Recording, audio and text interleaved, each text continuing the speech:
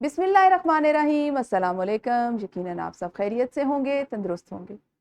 मैं हूं आपकी उर्दू की मौल्लिमा अक्सा जाहिद अकबर और हम आज भी लिफ्ट नंबर 9 की बात करेंगे, जिसमें तसलसल की ये सरगर्मी जो बहुत आसान थी, इसको आपने अपनी किताबों पर मुकम्मल करना था, जो कि हो चुकी होगी।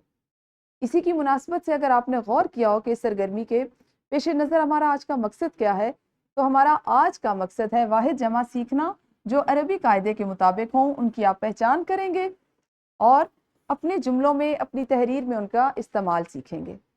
तो प्यारे बच्चों, शुरू करते हैं वाहिद और जमा के सफ़र को। आप सब जानते हैं कि जमा की दो बड़ी इकसाम हैं, हमने छठी जमात में भी पढ़ी मुख्तसरन। अब हम उसे मज़ीद तफसील से जान लेंगे। पहली किस्म जो है उसको कहते हैं जमा सालिम, जैसा कि आपको इसके नाम के साथ तस्वीर से जाहिर हो रहा है। और दूसरी किस्म का नाम है जमा मुकस्सर, और इसको हम जमा गैर सालिम भी कहते हैं। ठीक है। अच्छा जी, जमा सालिम है क्या?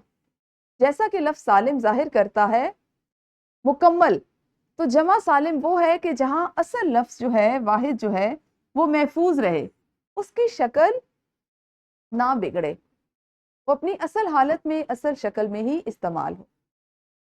पहला असूल इसका क्या है कि बेजान या मुअन्नस अल्फाज, उनके आखिर में हम अलिफ और ते का इजाफा कर दें तो हमारे पास जमा सालिम की सूरत आ जाएगी। जैसे लफ्ज़ है फसाद, वाहिद है, अगर आप इसके साथ अलिफ और ते का इजाफा कर दो तो क्या बनेगा? फसादात, है ना। असल सूरत फसाद की कायम रही ना, और अलिफ और ते का इजाफा कर दिया। इसी तरह लफ्ज़ है इत्तिला, किसी को बताना, इसके साथ अलिफ और ते का इजाफा कर दें तो क्या बन जाएगा? इत्तिलात, इत्तिलाआत।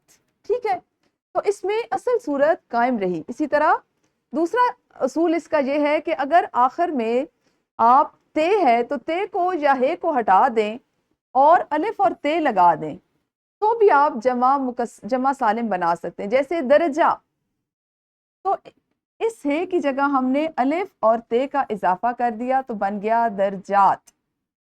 इसी तरह हाजित से आपने ते को हटा दिया और हाजात, अलिफ और ते बनाने से हाजात बना लिया। अब बात करते हैं जमा मुकस्सर या जमा गैर सालिम की। जमा गैर सालिम, जैसे आपको ये तस्वीर जाहिर कर रही है, ये सालिम नहीं है, टूट चुका है, इसमें तब्दीली वाक़ई हो गई है, तो इसमें वाहिद की भी असल शक्ल टूट जाती है, बदल जाती है। ठीक है। अरबी ज़ुबान के ख़ास औज़ान कुछ हैं जिनके तहत हम उर्दू में इस्तेमाल होने वाले अल्फाज को उन औज़ान पर, उन सांचों पर रखते हुए, उनकी जांच करते हुए जमा बनाते हैं। आज हम उसी पे बात करेंगे। आपके पास है सबसे पहला लफ्ज़ सौत। ये अरबी ज़बान के किस वज़न पर जमा में तब्दील होता है? तो वज़न है इसका अफ़आल। क्या वज़न है इसका? अफ़आल। अब हमारे पास लफ्ज़ है सौत, तो सौत से क्या बनेगा? अस्वात। अफ़आल अस्वात। जो वजन वहां पे जिस तरह अदा होगा, यहां पर आपकी जमा भी उसी वजन पर बनेगी, तो आप अफ़आल से अस्वात। इसी तरह है हमारे पास अगला जो वजन है उसको हम देखें, मफ़ाइल। अगला वजन क्या है अरबी का? मफ़ाइल। हमारे पास इसकी मिसाल है मस्जिद से मसाजिद, मफ़ाइल मसाजिद, है ना। मजीद समझ लें, जैसे यहाँ और यहाँ ज़बर है और यहाँ ज़ेर है, तो हम जब मस्जिद को जमा में बनाएंगे तो मसाजिद, ये इसकी वही मफ़ाइल से मसाजिद। एक और वजन को देख लीजिए, तफ़ाइल। अरबी का वजन है तफ़ाइल। हमारे पास इसकी मिसाल में है तस्वीर से तसावीर, तफ़ाइल से तसावीर, ये इसकी एक मिसाल है। फिर है जी फ़ुआल। अगला वजन क्या है? फ़ुआल। हमारे पास क्या है? लफ्ज़ है हाजी, इसकी जमा क्या है? हुज्जाज। फ़ुआल से हुज्जाज।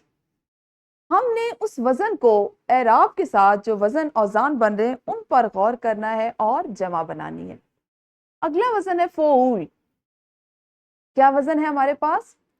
فعول، اور لفظ اردو میں خط، خط کی جمع خطوط، فعول سے خطوط، ٹھیک ہے. اور اسی طرح فعلا، وزن کیا ہوگا؟ فعلا.